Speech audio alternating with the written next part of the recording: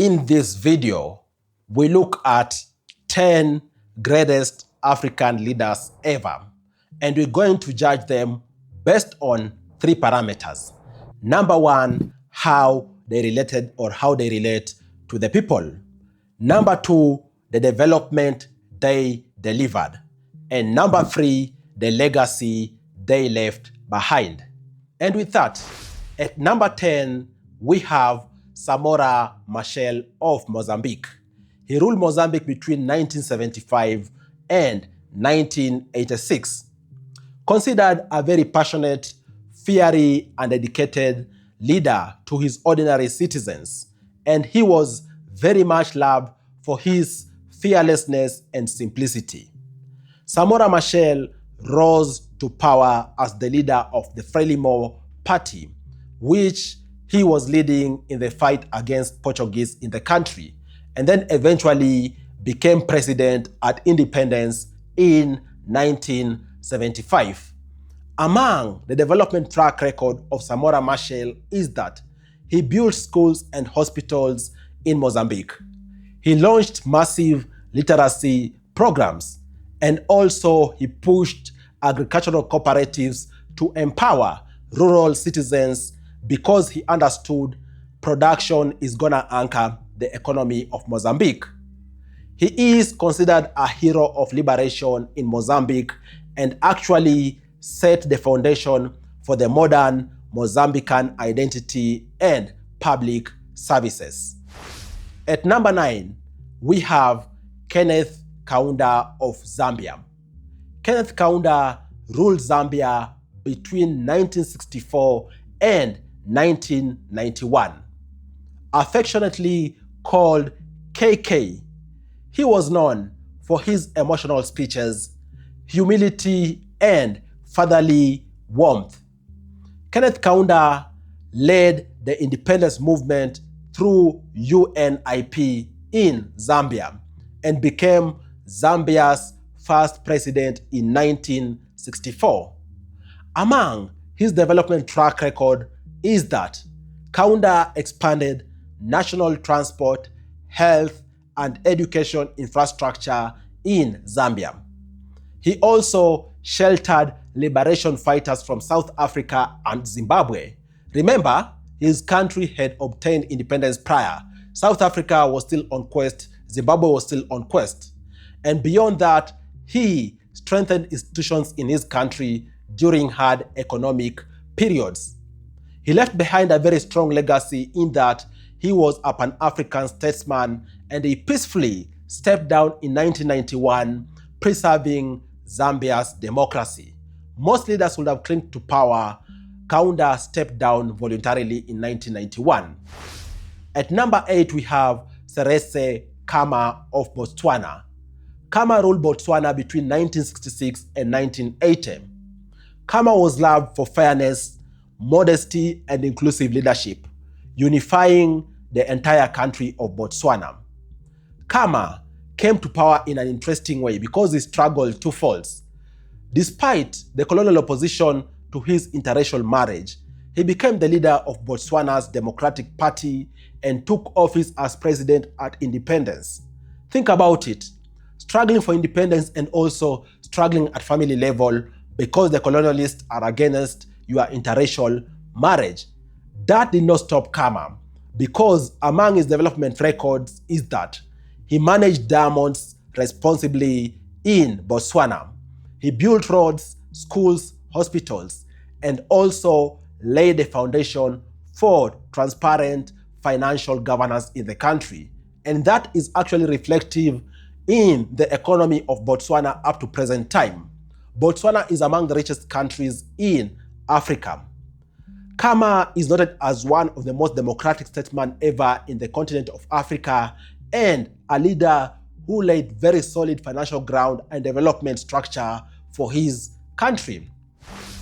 At number 7, we have Haile Selassie I of Ethiopia. He ruled Ethiopia between 1930 and 1974. He is respected as the Lion of Judah and seen as the protector of Ethiopian culture and identity. Haile Selassie was crowned the Emperor of Ethiopia in 1930 after serving as a regent and modernization administrator in the country. Among the development record under his belt, having ruled Ethiopia for over 30 years, is that, first and foremost, he modernized education, legal, and military systems in Ethiopia.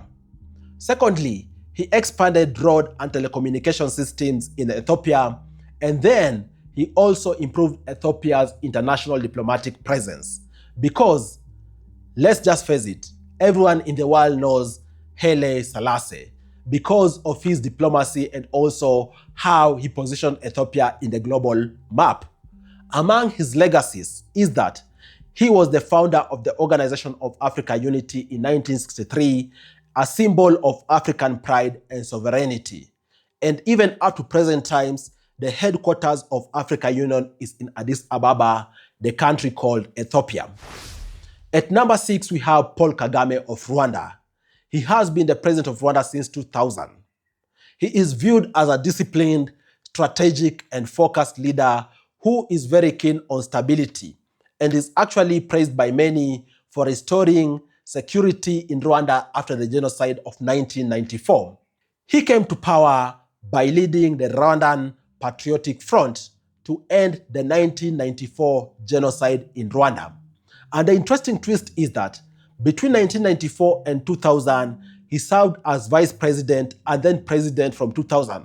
Under his leadership, Rwanda has seen intense anti-corruption initiatives, rapid development, and tech-driven reforms in Kigali, leading to modernization of the city, strengthening of healthcare, and improvements across public service. Paul Kagame is gonna go down in history as the leader who turned Rwanda around and made Rwanda a global example on how to fix a nation post-conflict and to ensure there is stability. At number 6, we have Ellen Johnson Sirleaf of Liberia. Ellen Johnson Sirleaf ruled Liberia between 2006 and 2018. She is respected as an Iron Lady and symbol of hope and stability after the Civil War. She ruled Liberia effectively and even led to some of the key structural changes in Liberia after she became the first ever African female president. Among her track records is restoring electricity in Monrovia. Monrovia had very high electricity and reliability. She restored that. She stabilized the economy with strong financial reforms. And also, she rehabilitated schools, hospitals, public institutions. And true to it, and also based on her work in the peace space, in 2011, she won the Nobel Peace Prize, a global symbol of her leadership and peaceful reconstruction of her country. And then at number 4, we have Thomas Sankara of Burkina Faso. Thomas Sankara ruled Burkina Faso between 1983 and 1987, was loved for his modesty, anti-luxury lifestyle, and direct, inspiring communication. Sankara was a very modest leader, and he came to power by leading a popular military revolution in 1983 and promising radical reforms. Despite leading Burkina Faso for a short period of time, we are talking about under 5 years, he was able to push for number 1, nationwide literacy programs. Number 2, he planted over 10 million trees and also led the building of factories in Burkina Faso. He is considered a leader who was very heavy on anti-corruption, and he assisted to restore his nation to a good track and actually laid the foundation for subsequent governance. At number 3, we have Julius Nyerere, who ruled Tanzania between 1964 and 1985. He is seen as a wise, humble, and morally upright leader, considered the father of Tanzanian unity. Because an interesting thing is that in 1976, there was a union between Tanzania main party and Zanzibar main party, leading to the main political party in Tanzania. And of course, him being the founding father of the nation, he worked very hard to unify Zanzibar and Tanganyika and ensured good development for the time he was in leadership. Among the development is that he launched Ujamaa reforms in 1960s and 1970s. He led mass expansion of education in Tanzania, and he promoted Swahili as a national language, and interestingly, up to now, Swahili is spoken by over 300 million people in East, Southern, and Central Africa. Among his legacy is that he built one of Africa's most peaceful nation and a strong nation anchored on a very strong identity. Of course, subsequent governance has led to different issues, but this particular leader, Julius Nyerere, laid a very solid groundwork. At number 2, we have Kwame Nkrumah, who ruled Ghana between 1957 and 1966.